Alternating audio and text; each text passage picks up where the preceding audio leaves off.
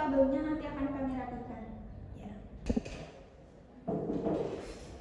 Assalamualaikum. Ya, waalaikumsalam. Saya terlambat. Maaf ya, tadi saya ngantar anak saya sekolah dulu. Baik, nggak apa-apa. Bisa lagi berdisiplin ya. Iya, Bu. Ini perlu ada perbaikan ya, dinding dan kabelnya mungkin nanti ada tempat untuk berdiri gitu ya. Nanti saya koordinasikan dengan kepala tinggi puskesmas gitu ya. Hei, kalau gitu saya kembali ke ruangan saya ya. Iya, Bu. Terima kasih, Bu. Iya.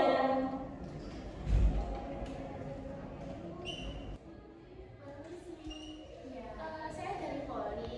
Ini lagi nunggu nomor antrian buat cek darah. Baik, bisa ditunggu di posisi sebelah sini ya, Ibu. Baik. Silakan.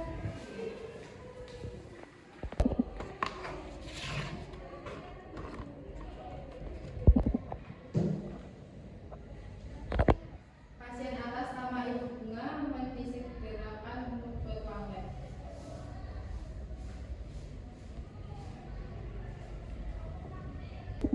Baik Ibu, mau ngambil darah ya Ibu? Iya. Baik, saya siapkan alat terlebih dahulu ya Bu. Iya.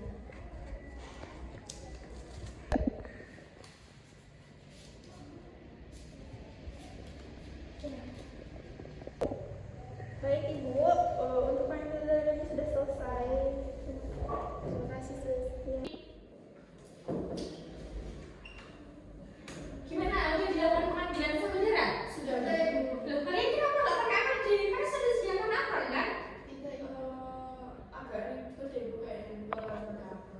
Loh, ribetnya kenapa? Berarti kalian tidak menggunakan apron semua ya saat pengambilan sampel darah? Tidak. Oke, baik. Besok pukul 10 semua tugas lab datang ke auditorium ya untuk dilakukan konseling keselamatan kerja. Dan nanti jam shift siang sama malam kamu dikabarin ya. Oh ya, baik Baik Ibu. Ibu, nanti saya kabarin semuanya. Baik, kalau gitu saya izin kembali ke ruangan aja. Baik, makasih Bu. Iya.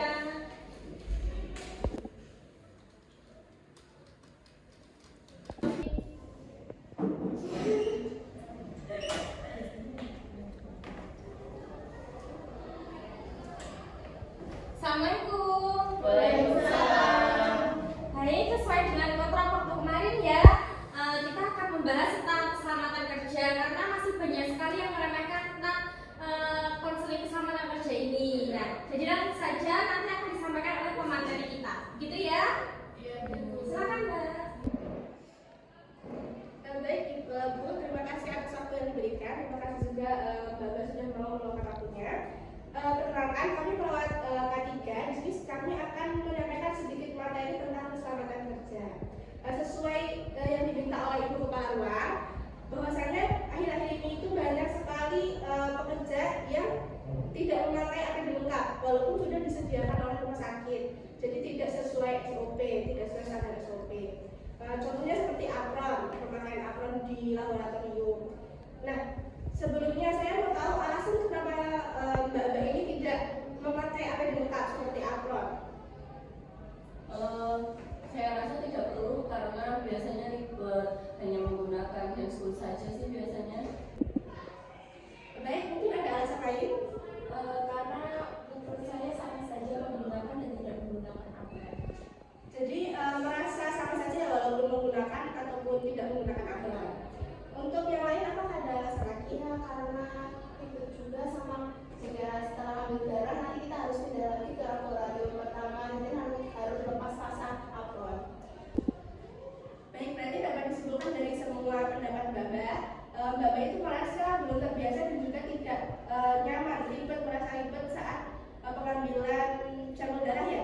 Nah, di sini kami akan menjelaskan pentingnya penggunaan APD. Nah, penjelasan ini akan dijelaskan oleh rekan saya. Silakan Mbak. Nah, saya tadi sudah menyimak ya, Mbak. Baik, terima kasih ya Mbak. Tadi saya sudah menyimak ya ada beberapa alasan serta keluh kesahnya pada rekan-rekan ya. Jadi gini, menggunakan APD itu sangat penting ya, apalagi digunakan saat melakukan tindakan kepada pasien. Terus juga kalian ada yang bilang kan menggunakan APD itu ribet, terus bila digunakan atau tidak itu sama aja. Mungkin sekarang tidak menggunakan APD karena belum terjadi cedera, tapi suatu saat mungkin akan terjadi terjadi cedera. Jadi kalau akan melakukan tindakan pengambilan darah menggunakan APD ya, agar tidak tertular penyakit, kita juga nggak tahu kan pasien itu mempunyai penyakit apa. Jadi seperti itu. APD itu sangat penting ya. Iya. Nah baik, lebih baik setelah selesai melakukan tindakan sebelum keluar APD itu seperti apron dan dilepas, karena kita itu tidak tahu apakah apron itu ada bakteri atau virus yang menempel, jadi dapat menyebabkan penularan penyakit kalau kita memakai apron keluar ruangan seperti itu.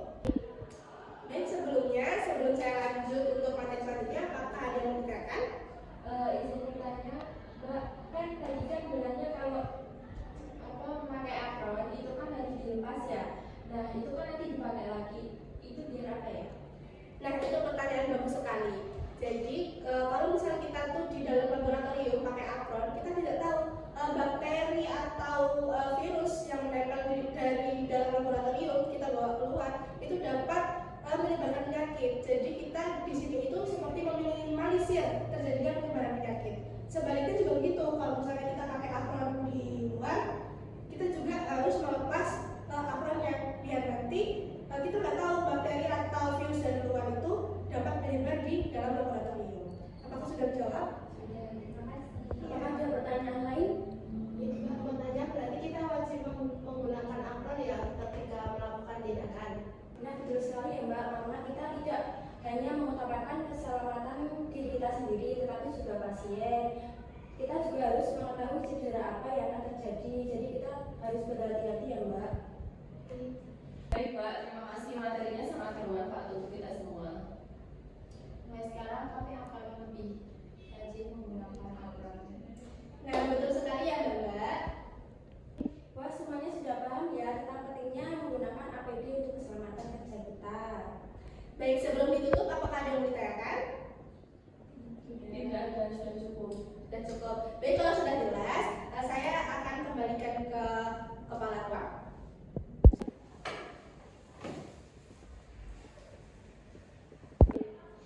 Baik, terima kasih ya Mbak atas materi yang disampaikan kepada perawat-perawat kami. Begitu ya, semoga nanti apa yang sudah disampaikan dari pemateri bisa diterapkan dalam lingkungan lab gitu ya.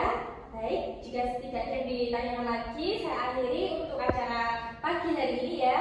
Silakan nanti kembali ke ruang lab untuk melanjutkan kegiatan. Gitu ya.